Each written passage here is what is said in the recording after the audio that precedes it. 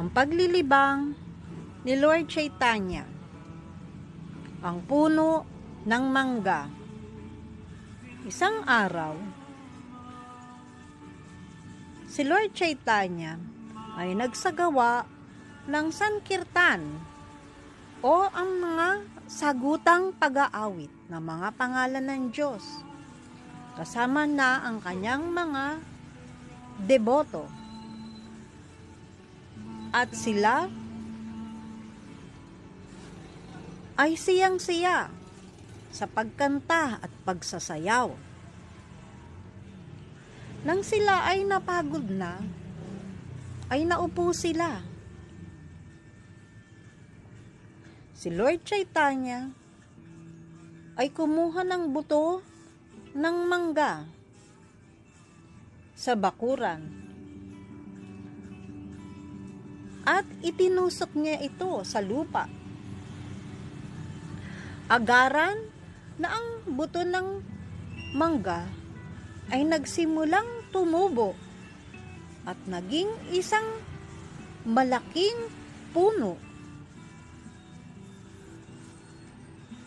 Ang lahat ng mga tao sa paligid ay nakita na ang tangkad at naging mayabong na puno ang mangga na merong maraming hinog na prutas.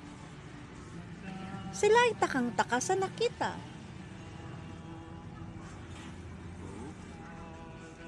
Ang itsura nito ay mukhang napakasarap at pula at dilaw ang kulay nito. Agarang kumuha, namulot ng mga prutas si Lord Chaitanya. Nakakuha siya ng 200 na prutas. At pagkatapos na ito ay hugasan, ay inialay niya to kay Krishna upang kainin ni Krishna. Ang mangga ay kulay haluang pula at dilaw. Wala itong buto sa loob at sa labas naman ay wala itong balat. Isang prutas pa lamang ang kainin mo ng isang tao ay agad-agad na mabubusog na ang sino mang kakain nito. Nang makita ni Lord Chaitanya ang kalidad ng mangga, siya ay lubusang natuwa at siya ang unang kumain. At pagkatapos naman ay inialay niya ito nagbigay din siya sa iba pang mga devotee. Ang prutas nga ay walang buto at walang balat.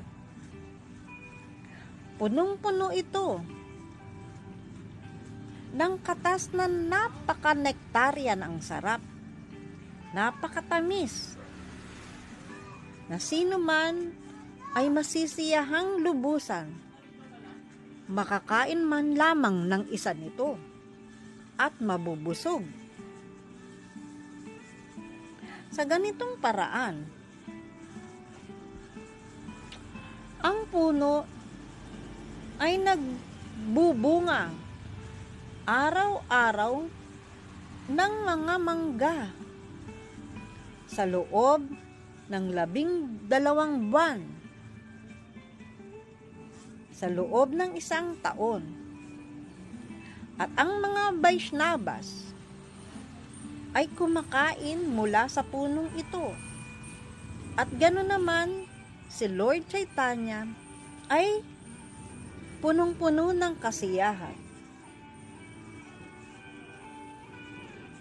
Ang confidential na paglilibang na ito ni anak ni Mother Sachi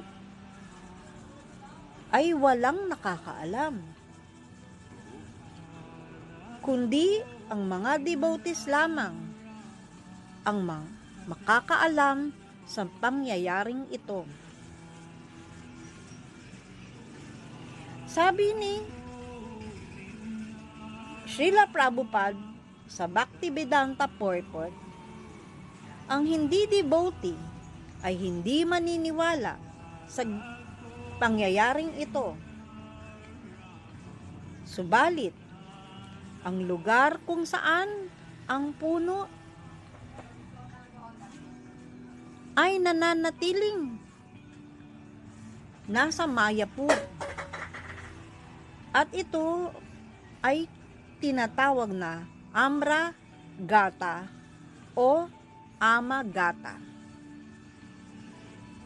Nananatili pa rin ang punong ito